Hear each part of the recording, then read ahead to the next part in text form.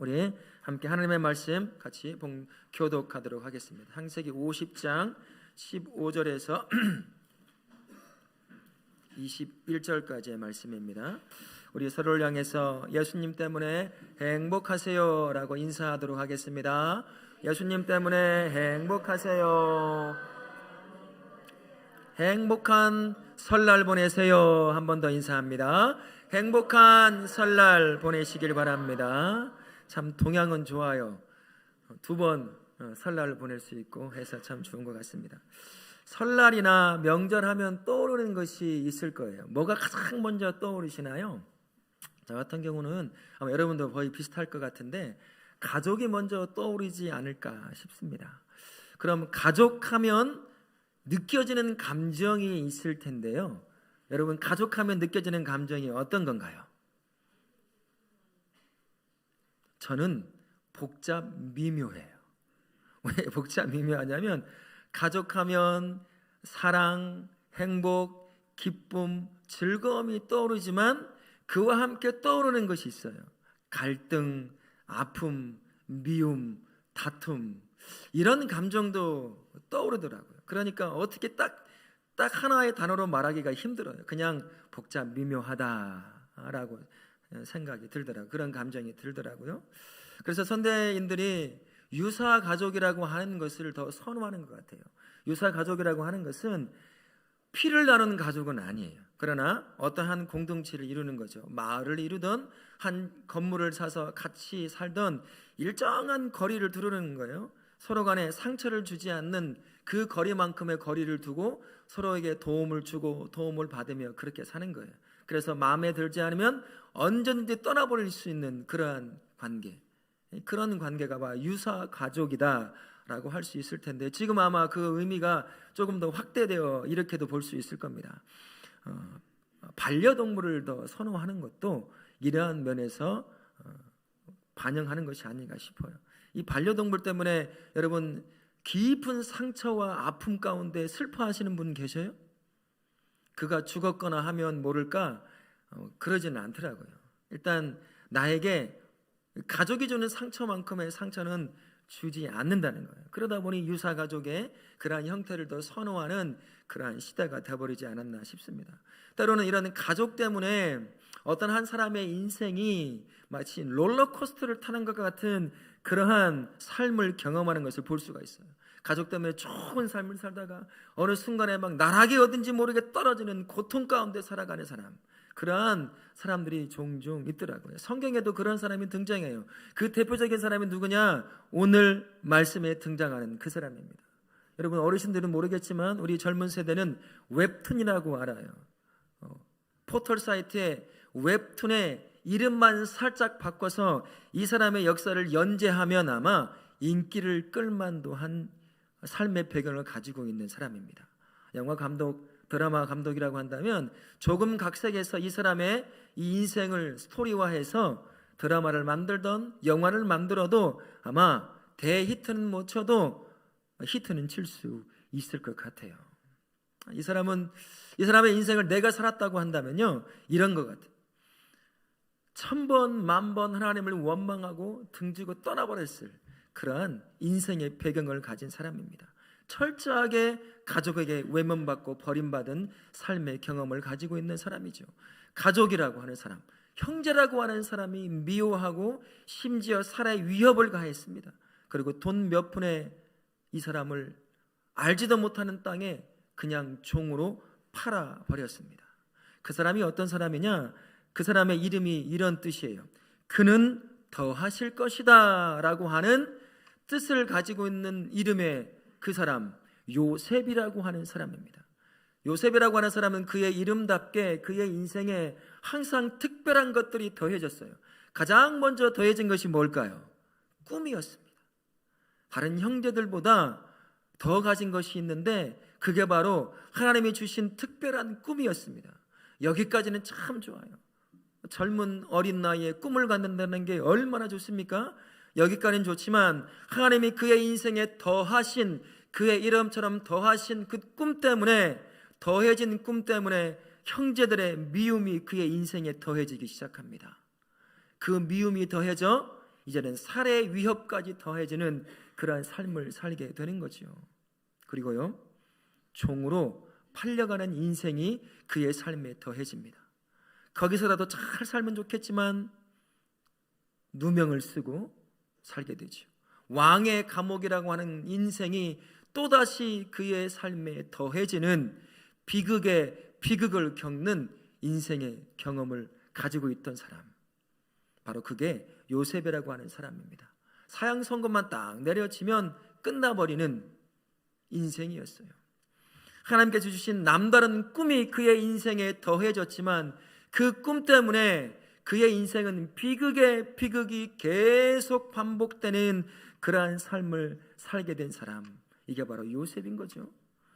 이런 요셉, 인생의 경험을 가지고 있는 요셉이 자신의 인생을 두고 고백한다면, 삶을 두고 고백한다면, 그 입을 통해 고백한다면 어떤 고백이 나올까요? 저 같으면 이런 고백을 할 것 같아요. 하나님을 향하여 원망할 것 같습니다. 왜 나에게 꿈을 주셔가지고 그냥 다른 형들처럼 평범하게 살면 될 것을 왜 나에게 특별한 꿈을 줘가지고 형들에게 사랑받고 함께 살아야 할 가족에게 철저히 버림받는 피난과 같은 비참한 인생의 삶을 살게 하십니까? 그냥 평범한 형들처럼 그렇게 살면 안 되겠습니까? 하나님을 향해서 원망을 쏟아냈을 것 같아요. 하나님을 향해 원망을 쏟아내고 그 다음에 묻혔을까요? 자신을 미워하는 형들에 대한 원망을 쏟아냈겠지요. 자신을 미워할 뿐만 아니라 살아의 위협도 가했잖아요. 그리고 돈 몇 푼에 아무도 알지도 못하는 땅, 다시는 돌아올 수 없는 땅, 그 어린 동생, 그 동생을 이방 땅에 돈 몇 푼에 팔아버렸습니다. 그 형들을 향해 요셉이 뭐라고 원망했겠어요? 아니, 그 어린 동생이 꿈 얘기 좀 했다고 나이 먹은 형들이 그것을 시기 질투해서, 그래 꿈 얘기가 그런 얘기였잖아요. 형들이 나에게 절하더이다. 아니, 꿈속에서 형들이 좀 절했다고 그게 뭐 그렇게 미움받을 일이에요. 미워하고 죽이려고 합니다. 끝내는 돈 몇 푼에 자신의 인생을 팔아버렸잖아. 아니 형들 도대체 마음이 이렇게 좁아서, 아니 그 꿈 얘기했다고 그 정도로 가지고 나를 미워하고 죽이려고 하고 종으로 팔아버립니까? 이 안에 분노와 미움과 복수심이 아마 들끓었을 거예요. 그런데 요셉을 보세요. 이 사람이 사람인지 하나님인지 이해를 할 수 없는 그런 고백들을 하는 걸 볼 수가 있어요. 창세기 45장 5절과 5절부터 8절까지, 그리고 오늘 우리가 읽었던 말씀인 50장 19절 말씀에 그가 하나님 앞과 자신의 형들을 향해 고백하는 소리를 한번 같이 읽어보도록 하겠습니다. 같이 한번 읽습니다. 시작. 하나님이 생명을 구원하시려고 하나님이 큰 구원으로 당신들의 보존하고 나를 당신들보다 먼저 보내셨나니 그런즉 나를 이리로 보낸 이는 당신들이 아니요 하나님이시니라. 두려워 마소서. 내가 하나님을 대신하리까. 자신을 비극으로 몰아넣었던 하나님, 그리고 그의 형제들에 대해서 미움도 원망도 전혀 없는 것을 볼 수가 있어요. 자신의 인생에 더해진 비극을 넘어서 그 인생에 또다시 부어진 또 다른 인생을 바라보고 있었던 겁니다. 비극 위에 더해진 인생이 뭐가 있을까요? 그를 총리로 세워 모든 민족과 그의 가족에게 생명을 더하는 그 삶을 요셉에게 허락하셨거든요. 요셉은요, 그 비극과 생명에 넘어 하나님이 주시는 놀라운 그 은혜를 바라보고 형들을 보고 있는 거예요. 비극의 연속이었던 것만 바라봤다면 아마 그는 보복하고도 100번 1000번 하고도 남았을 것입니다. 하지만 자신의 비극 같은 인생 가운데 또다시 더하신 그와는 비교할 수 없는 생명의 역사가 그의 비극의 역사를 완전히 덮어버렸기 때문에 이젠 하나님의 은혜의 눈으로 자신을 비극으로 몰아넣었던 그 형들을 바라보고 가족을 세워내는 것을 오늘 말씀을 통해서 우리가 볼 수가 있습니다. 요셉은 겁에 질려 있는 형들을 보면서 가족을 향한 아버지 야곱의 마음을 깨닫기 시작을 합니다. 형들은요, 아버지 야곱이 남겼던 유언을 가지고 뭐라고 말을 하는 줄 아세요? 유언을 유언이라고 말하지 않아요. 뭐라고 말하는 줄 아세요? 명령이라고 말을 해요. 물론 유언이라는 단어에 어느 정도 명령의 의미가 담겨져 있습니다. 한번 곰곰이 생각해 보세요. 왜 유언이라고 말하지 않고 아버지의 유언을 명령이라고 요셉 앞에 지금 형들이 말하고 있을까? 형들은요, 요셉이 두려운 겁니다. 유언이라고 말하면 그냥 유언이라고 듣고 자기 이 안에서 올라오는 복수심대로 자기들을 죽이고 그럴 수 있을 거라는 두려움이 있었던 것 같아요. 그런데 아버지가 죽기 전에 너와 우리에게 명령하지 않았느냐? 우리의 허물과 죄를 용서하라고 명령했잖아. 형들은 아는 거죠. 요셉이 아버지 야곱의 말이면 순종을 잘한다는 걸 아는 거예요. 그래서 유언이라는 단어를 쓰기 전에 명령이라는 단어를 써서 아마 요셉으로 하여금 자신들을 향해서 보복하지 못하게 만들지 않았을까 하는 생각이 들어요. 성경을 보세요. 야곱이 요셉과 그의 형들에게 그들의 허물과 죄를 용서하라고 하는 유언이나 명령을 남긴 단어가 하나도 없어요. 빈말은 아니겠지만 여하튼 요셉으로 하여금 아버지 야곱이 너와 우리를 향해서 명령한 것이 이거야. 우리의 모든 허물과 죄를 용서하라고 명령했다. 그것을 말함으로 말미암아 요셉으로 하여금 하나님 아버지의 그 마음, 아버지 야곱이 가지고 있는 그 마음을 다시 한번 상기시키게 된다라는 것이죠. 사실 요셉은 이미 형들을 용서했어요. 우리가 조금 전에 읽었던 창세기 45장 4절부터 8절 말씀에 요셉이 형들을 바라보며 용서한 내용들이 아까 우리가 읽었던 요약된 말씀 안에 다 담겨져 있습니다.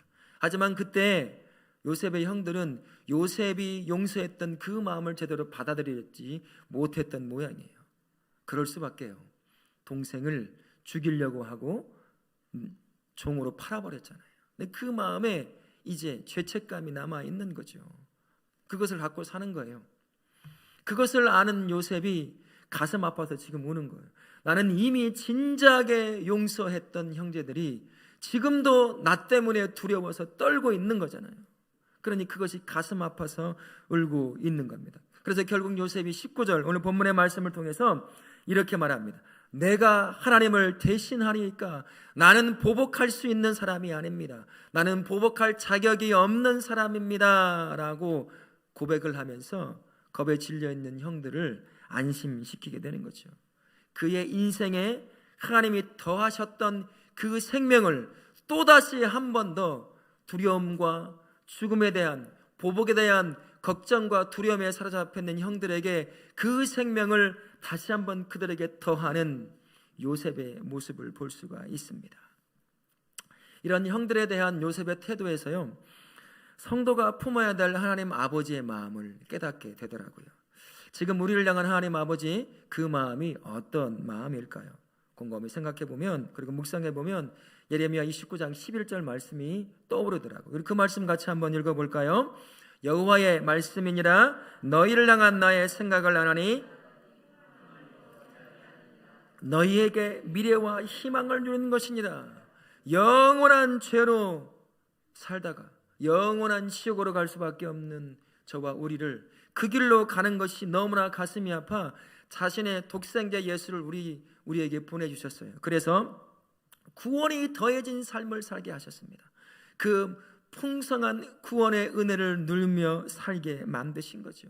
성도는요, 바로 이 예수님과 동행하는 삶인 줄로 믿습니다. 예수와 동행하는 삶은요, 하나님 아버지의 마음을 동시에 품게 되어 있다는 거예요. 그래서 세워진 그 자리에서 나 자신을 향해서 다른 사람을 향해 특별히 가족을 향해서 그 아버지의 마음을 품고 살라라고 우리에게 요셉의 모습을 보여주고 있는 거지요. 이제요, 요셉이 그랬던 것처럼 성도라고 하는 사람은 이 하나님의 마음을 마음에 품고 가족 가운데 세워져야 합니다. 여러분, 가족을 어떤 눈으로 바라보시나요? 가족을 어떤 눈으로 보셔요? 세상의 눈으로 바라보면 안 되겠더라고요. 세상은요, 가족도 버립니다. 부모도 자녀도 형제도 잔인하게 죽이기도 해요. 세상의 눈이 그런 눈이더라고요. 가족은 세상의 눈으로 바라보는 것이 아니라 하나님 아버지의 마음의 눈으로 바라봐야 될 것이 가족이더라고요. 왜 그럴까요? 가족이라고 하는 공동체가 처음으로 하나님이 만드신 첫 번째 공동체입니다.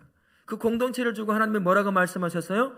절대로 나누지 못할 것이라고 말씀을 하셨어요. 그만큼 소중한 공동체가 가족이라고 하는 공동체인 겁니다. 그래서 성도라고 하면, 아버지의 마음을 품고 살아가는 성도라고 한다면, 가족을 바라볼 때 세상의 눈으로 바라보는 것이 아니에요. 하나님 아버지의 눈으로, 그 마음의 눈으로 가족을 바라봐야 한다라는 것입니다. 가족을 향한 아버지의 마음이 어떤 것일까요? 아마 우리 조금 전에 읽었던 예레미야 29장 12절 말씀처럼 평안일 것이고 미래와 희망이 있는 공동체가 하나님 아버지가 바라고 있는 그러한 가족이라고 하는 공동체일 것입니다. 여러분이 생각하는 하나님 아버지가 가족을 향해 가지고 있는 마음은 어떤 마음일까요? 갈등으로 인한 분열이 있는 것이 아니라 사랑으로 인한 하나됨을 이루는 공동체, 그것이 아버지 하나님이 가족을 향해 바라고 있는 마음이라고 할 수가 있을 거죠. 바로 이런 가족을 회복시키게 하시려고요, 저와 우리를 가족 가운데 세우셨어요. 안 믿는 가족들도 많이 있을 겁니다. 때로는 의견이 달라서, 부모가 가지고 있는 재산이 여러 가지 여건 때문에 말은 하지 않지만 긴장 가운데 만나고 흩어지는 그런 가족이 있을 수도 있을 거예요. 그 가족 가운데 성도라고 하면 어떻게 세워져야 하겠어요? 내가 세워져 있기 때문에 그 가족 안에 평안이 임해야 될 줄로 믿습니다. 그 가족 안에 분열이 아니라 미래가 있고 희망이 있으며 사랑으로 하나 된 가족으로 세워질 수 있어야 되는 거예요. 요셉이라고 하는 인생, 그가 아버지 마음, 그 유언, 명령과도 같은 유언을 품고 그 가정을, 그 가족을 그렇게 품는 것을 우리가 보지 않습니까? 우리 사랑하는 모든 성도님들, 성도라고 한다면 이제 아버지의 마음, 내가 세워져 있기 때문에 내가 세워진 그 가정, 지금 어떤 문제를 안고 있다 하더라도 내가 세워져 있다는 그 이유 하나만을 가지고 그 가족이 평안을 누려야 될 줄로 믿습니다. 분열이 아니라 사랑으로 하나가 되며 미래와 희망을 나눌 수 있는 그런 가족으로 세워져야 될 줄로 믿습니다. 아멘. 성도가 품은 가족을 향한 하나님의 마음은 결국 어떤 것으로 표현이 되냐면요, 허물과 죄를 용서하는 것으로 표현이 될 수밖에 없습니다. 야곱이 준 명령과 같은 유언이 무엇이었습니까? 형들의 허물과 죄를 용서하라는 것이었어요. 내가 가지고 있는 재산을 잘 나누어 가지라는 유언을 남기지 않았습니다. 형들이 가지고 있는, 너에게 행했던 그 허물과 죄를 용서하라라는 것이었어요. 아버지 야곱이 요셉과 형들에게 남긴 이 유언이라고 하는 것, 그저 형들의 죄야 허물을 용서하는 것뿐만 아니라 그 이상의 의미가 담겨져 있어요. 사실 형들도요, 말씀을 곰곰이 읽고 묵상해 보니까 이미 죄책감에 시달려 있는 것을 볼 수 있더라고요.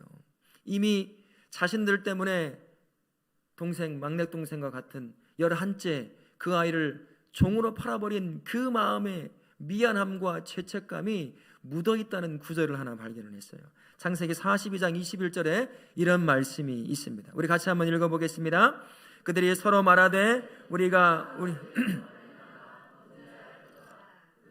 이렇게 애걸할 때에 그 마음의 괴로움을 보고도 듣지 아니하였으므로 이 괴로움이 우리에게 임하도다. 이게 어떤 장면이냐면요, 고대 근동에 기근이 다 와서 누구나 먹고 살기 힘든 때에 요셉의 형들이 요셉 총리로 있는 애굽에 나와서 음식을 사가려고 하다 요셉이 알아본 거잖아요. 그래서 여러 가지를 시켜요. 그러자 그 어려움 가운데 자기들끼리 지금 주고받는 이야기 중에 한 내용이에요. 동생을 종으로 팔 때 그의 눈빛이 아마 생각났을 거예요. 울며 불며, 형 살려줘, 내가 미안해, 잘못했어, 다시는 꿈 얘기 안 할게, 소리치며 울며 살려달라고 외치는 동생의 그 눈이 아마 평생, 지금까지 동생과 함께 살고 있는 이 시점까지 이 형들의 마음에 남아 있었을 거예요. 미안함이 남아 있었을 것이고 팔아버린 것에 대해서, 용서하지 못하고 팔아버린 것에 대해서 죄책감도 아마 그 마음에 남아 있었을 겁니다. 이런 형들을 향해서 요셉이 할 수 있는 일이 뭐가 있었을까요? 이미 용서를 했어요. 요셉이 한 얘기가 우리가 조금 전에 봤던 19절 말씀이에요. 나는 하나님을 대신할 수 없어요. 나는 보복할 수 없습니다. 보복하는 자가 아닙니다. 하나님을 대신할 수 없는 자신의 존재를 알고 있었기에요, 이미 용서했지만 또다시 두려움에 떨고 있는 형들을 용서하는 요셉을 발견할 수가 있습니다. 그의 인생에 더해졌던 비극과 생명이라고 하는 그 삶 가운데 하나님의 은혜를 풍성히 경험했던 요셉, 그가 두려움에 떨고 있는 형들을 얼마든지 보복할 수 있잖아요. 그럼에도 불구하고 다 내려놓고 다시 한번 그들을 용서하며 울고 있는 요셉을 발견하게 되는 거죠. 요셉이 형들을 용서했던 그 허물과 죄는 그저 허물과 죄만을 용서한 게 아니에요. 동생을 팔아버렸다, 미워했다, 죽이려고 했다고 하는 그 미안함과 그 죄책감을 평생 짊어지고 살던 형들의 그 마음에, 그 죄책감과 미안함에서 자유함을 주는 용서였어요. 가족이라는 것이 그런 것 아니겠습니까? 그러나 이 말씀을 보면서 이런 생각이 들더라고요. 가족만큼 서로 상처를 주는 관계가 또 있을까? 왜 가족이 서로에게 상처를 주고받을까요? 이유는 간단해요. 가족이니까 그러는 거예요. 왜 가족이니까 상처를 주고받을까요? 너무 가까워요. 아빠니까, 엄마니까, 아들, 딸이니까, 형제니까 함부로 말하죠. 함부로 대해요. 에이, 가족이니까 괜찮겠지. 그냥 그러고 막 소리를 질러대는 거죠. 누가 듣던 말던 그 아이의 마음에 상처가 남건 말건 상관이 없어요. 그러다 보니 마음에 가족 모두가 다, 전부 다가 다 이 마음 한켠에 가족의 상대편에 대한 상처를, 아픔을 차곡차곡 쌓아가는 거예요. 그럼 어느 순간 이제 가족이 애증의 대상이 될 때가 있습니다. 여러분, 애증의 대상이 어떤 건 줄 아세요? 떨어져 있으면 보고 싶어요. 근데 가까이 만나면 서먹해요. 별 대화 나눌 것도 없어요. 또 떨어지면 보고 싶어요. 가까워지면 또 별 할 얘기도 없어요. 서먹서먹. 이게 애증의 대상인 거예요. 저는 가족이 참 어렵게 살다 보니까 자연스럽게 이런 마음이 만들어졌습니다. 너무나 가난해서 외할머니 댁에 맡겨지기도 하고 친할머니 댁에 맡겨지기도 하고 잠깐 엄마랑 살기도 하다가 절간에 맡겨지기도 한 이런 삶을 살다 보니까 나에게 큰 피해를 준 것도 없지만 그냥 자연스럽게 부모에 대한 이런 애증이 생겨요. 가까이 있으면 좋겠다, 보고 싶은 엄마와 함께하면 좋은데 그게 끝이에요. 그런 상처가 남더라고요. 가족이라고 하는 관계는요, 의도적으로 상처를 주려고 해서 가족 안에 상처도 남지만 다양한 환경 때문에 모두가 다 안에 나름의 크고 작은 상처를 품고 사는 것이 가족이라고 할 수가 있다는 것이죠. 그러다 보니까 상처가 쌓이고 그 깊이가 깊어지면 어느 순간부터는 가족은 이웃보다 못한 뭐가 되어 있을까요? 왼수가 되어 있는 경우가요, 가끔이 아니에요. 정말 많습니다. 나 안 가요? 이번 명절 안 가기로 했어요. 끝내기로 했어요. 이런 말이 그냥 서스럼없이 나오는 그런, 이 안에 쌓여진 상처 때문이라는 것입니다. 그래서 유사 가족을 더 선호하는 거예요. 그래서 반려동물을 더 선호해요. 그죠? 저 멀리서 바라보면 유모차를 끌고 오니까 아기를 참 잘 양육하나 보다 해서 와서 보면 뭐가 있습니까? 멍멍이가 그 안에 앉아 있잖아요. 데리고 다니면 불편함이 없어요. 아기들 한번 데려다니 보세요. 상처 주고받고 하다 너 왜 그러니부터 해서.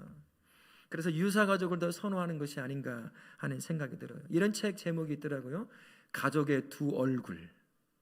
제목이 말하는 것처럼 한쪽의 얼굴은 사랑과 행복과 그 평안함이 있지만 또 다른 가족의 얼굴은 갈등과 아픔과 다툼과 분열이 있다는 거예요. 근데 많은 가족들이 행복이나 그런 것보다도요, 가족원에서 오는 상처와 아픔 때문에 그것을 끌어안고 살아가는 사람이 정말 많다는 거예요. 이 책을 썼던 사람이 상담 심리학을 하는 사람이에요. 자기에게 오는 수많은 사람들 삶의 문제를 얘기하는데 그 문제의 핵심에 무엇이 있느냐? 가족 간에서 오는 상처가 깊이 쌓여 있다는 거예요. 그래서 사회생활할 때도 그것이 드러나요. 자기가 결혼해서 또 다른 가정을 이룰 때에도 그 아픔이 그대로 드러나서 마치 유전처럼 또 다른 자녀에게 그것을 물려주고 있는 그런 사람을 보게 되더라라는 것입니다. 그래서 이런 생각이 들어요. 그 어느 것보다 죄와 허물을 용서함 받을 곳이 있어야 한다면 그것이 바로 가족이 아닐까 하는 생각이 듭니다. 요셉은요, 비극과 생명에 더해진 삶에서 경험한 그 하나님의 은혜를 통해서 형들을 용서합니다. 저나 우리 성도님들 그러한 형제 절대 용서 못해요. 죽여도 100번은 죽였을 겁니다. 그러나 요셉의 인생에 역사했던 비극만 역사하는 것이 아니었잖아요. 비극을 완전히 없애버릴 생명의 역사를 요셉은 기억해낸 겁니다. 그 안에 하나님의 은혜를 경험한 거죠. 그 은혜로 자신을 비극으로 몰아넣었던 형들을 거뜬히 용서해 그들을 세워낼 수 있었던 겁니다. 하나님은 성도가 요셉을 통해서 보이신 그 하나님의 마음을 품고 가족 가운데 세워지기를 원하십니다. 성도가 그렇게 세워져야 할 이유는 너무나 간단해요. 우리도 똑같이 갚을 수 없는 용서함을 받은 자입니다. 1만 달란트 용서함을 받은 자예요. 영원한 죄의 죽음에서 영원한 생명으로 용서함 받은 자, 그게 저이고 우리 성도님이다라는 것입니다. 죄라고 하는 비극이 우리 안에 더해졌지만 이 비극을 완전히 상쇄시켜버릴 영원한 생명이 우리에게 더해졌어요. 그래서 그 구원을 누리며 그 생명을 누리며 사는 존재가 저와 우리가 되었다는 거죠. 이 하나님의 은혜를 경험한 성도, 그 성도가 가족 가운데 세워져서 무엇을 해야 하겠어요? 용서입니다. 그들을 용서하는 거예요. 나에게 상처 준 가족, 또 때로는 내가 상처를 준 가족에게 용서를 비는 일들이죠. 그래서 하나님이 원하시는 건강한 가족을 세워내는 것, 그게 바로 비극과 생명을 동시에 경험한 성도가 감당해야 될 가족 안에서의 몫이다라는 것입니다. 똑같은 아픔을 계속 주고 있으면 어떻게 합니까? 나는 용서함을 받아 영원한 구원을 누리고 있는데 여전히 똑같이 가서 말로 행동으로 가족을 향해 또 상처를 주고 있다고 한다면 그게 성도의 모습이겠어요? 그렇지 않다는 거죠. 하나님의 용서함을 받은 우리 성도님들은 여러분이 세워져야 할 그 가족 안에서 요셉처럼 용서함으로 가족을 살려내실 수 있기를 예수님의 이름으로 부탁을 드립니다. 아멘. 성도의 삶에 더해진 이 비극과 생명이라고 하는 이 경험이 성도로 하여금 또다시 이런 자로 세워요. 위로자로 세우더라라는 것입니다. 요셉의 형들은요, 요셉이 자신 때문에 두려워 떨고 있다는 걸 알고 있었습니다. 언제든 보복할 수 있다는 걸 알고 있었던 거죠. 지금까지는 아버지가 살아있었으니 나에게 보복하지 않았지라고 그렇게 생각했지만 아버지가 돌아가시고 난 이후에는 이제 보복할 거라는 확신 가운데 있었던 사람들이었습니다. 자신의 생명뿐만 아니라 자신과 함께하는 가족들을 마치 자기들이 요셉을 종으로 팔아버렸던 것처럼 내 자식들도 그렇게 종으로 팔아버리면 어떻게 하지? 라고 하는 걱정과 근심을 안고 살던 사람, 그게 형들이었거든요. 바로 그런 형들을 향해서 요셉이 오늘 본문의 20절과 21절 말씀을 통해서 하나님의 마음이 무엇인지를 전해줍니다. 그리고 끝에 뭐라고 말하냐면요, 간곡한 말로 위로하였더라. 그렇게 해서 다시 한번 형들을 살려내는 것을 볼 수가 있어요. 삶이라고 하는 거 참 힘들잖아요. 아무리 돈 많고 건강해도 다양한 삶의 문제 앞에서 우리가 자유로울 수 없다 보니까 다양한 삶의 문제에 다양한 상처를 받아 이 안에 계속 쌓아갑니다. 사람으로, 환경으로, 사건 때문에 겪는 그런 상처들 말이죠. 그러다 보니 상처로 인해서 어딘가에서 이 상처를 치료받고 위로받기를 원해요. 여러분, 삶을 살다가 당하는 많은 상처, 그 위로 어디서 받고 싶으세요? 지나간 아저씨를 불러서 나 위로해 주세요 라고 말할 분 계신가요? 어디로 가죠? 가족에게 가는 거예요. 근데 그 아픔을 끌어안고 가족에게 갔는데 보통 어떤가요? 또다시 상처를 받아요. 또다시 상처를 줍니다. 위로받고자 가족에게 갔지만 나보다 더 상처받은 가족을 보며 또 위로할 수밖에 없는, 참 위로받을 곳이 없는 사람, 그 사람이 사람들이 아닌가 하는 생각이 들어요. 그럴 수밖에요. 가족들도 모두가 다 삶을 살다 보면 상처를 다 받습니다. 가족에게도 받기도 하고 사회생활을 하면서 수많은 상처들을 받고 살아가는 겁니다. 위로가 필요한 사람들이 나처럼 가족들이잖아요. 그러니 위로받으러 갔고 상처를 치료받으러 갔던 가족이 또다시 상처를 주기도 하고 다 메말라버린 아무런 능력도 없어 위로할 힘도 없는데 그래도 위로해야 되는 그러한 상황에 놓이는 것이 사람의 삶의 상황이 아닌가 싶습니다. 누구나 다 위로가 필요하죠. 가족은 다 위로가 필요하다 할 수가 있어요. 이런 상황 가운데서 누가 가족을 위로할 수 있겠습니까? 성도가 위로할 수가 있잖아요. 하나님이 요셉을 형들을 향한 위로자로 세웠던 것처럼 지금 상처받아 수많은 문제로 인해 아픔과 상처로 그렇게 살아가고 있는 위로가 필요한 가족들에게 저와 우리를요, 그 가족의 한 사람으로 세워서 그들을 위로하기를 원하신다는 거예요. 요셉을 세웠던 것처럼 그렇게 저와 우리를 세워 상처받아 위로가 필요한 가족들을 위로하게 하신다라는 것입니다. 성도 안에는 영원한 위로자인 예수님이 계시죠? 그분으로 인해 우리는 매일같이 위로함을 받으며 삽니다. 그 위로함을 받는 것은 곧 무엇이겠습니까? 나를 통해 상처받아 아픔 가운데 있는 가족을 위로하라고 주시는 위로가 되는 거예요. 스스로를 위로할 뿐만 아니라 우리 가족들을 위로하시는 그러한 성도가 되어야 될 줄로 믿습니다. 그래서 위로자로 서야 할 성도를 향해서 하나님께서 이사야 선지자를 통해서 이렇게 우리에게 말씀하셔요. 이사야서 40장 1절 말씀 같이 한번 읽도록 하겠습니다. 너희의 하나님이 이르시되 너희는 위로하라, 내 백성을 위로하라. 성도만큼 위로를 받은 사람은 이 세상에 아무도 없습니다. 아무런 대가 없이 넘치고 넘치도록 주시는 그 위로를 우리가 매일같이 받고 있어요. 이 위로로 아픔과 상처를 가지고 싸매고 살아가는 가족들을 우리가 위로할 수 있어야 될 줄로 믿습니다. 예수 안에서 위로받은 만큼 우리 위로하면 돼요. 내가 할 수 없는 것 하지 마시고요. 내가 예수님을 믿어 받고 있는 위로함 받은 만큼 가족들을 위로하면 되는 거예요. 내가 나를 위로하시는 예수님을 그 가족들에게 전함으로 말미암아 예수님을 통해서 내가 주지 못하는 그 풍성하고 영원한 위로를 받을 수 있도록 그들에게 예수를 전하면 그들은 내가 주지 못하는 위로함을 풍성히 받아 누릴 수 있게 될 것입니다.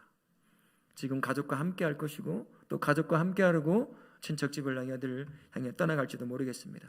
가서 다투는 사람 되지 마십시오.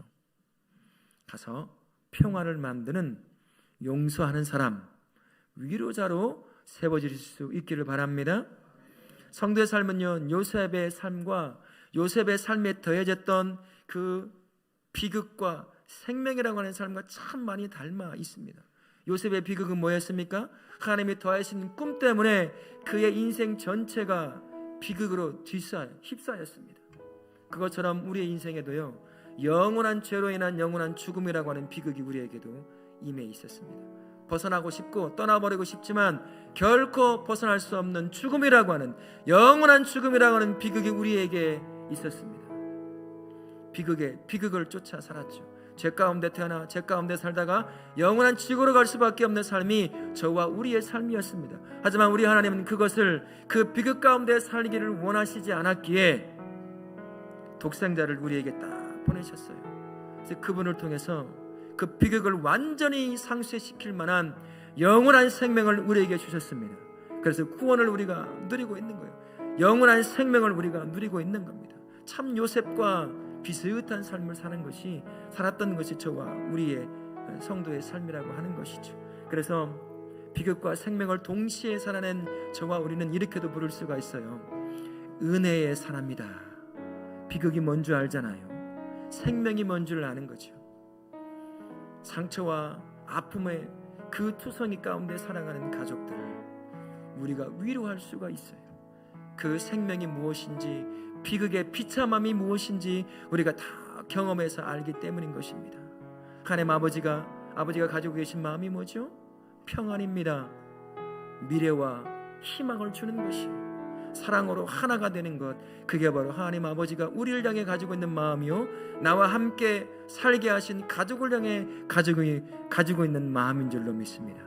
여러분들이 세워질 가족에게서요, 이제 용서함과 위로함을 통해서 가족을 살려내실 수 있기를 바랍니다. 그들 안에 숨겨져 있는 상처와 아픔을 모두 용서함으로 말미암아 나처럼 용서와 위로함을 받을 수 있는 그 자유함을 누리는 가족으로 세우시는 복된 성도님들 되시기를 예수님의 이름으로 축원합니다. 아멘.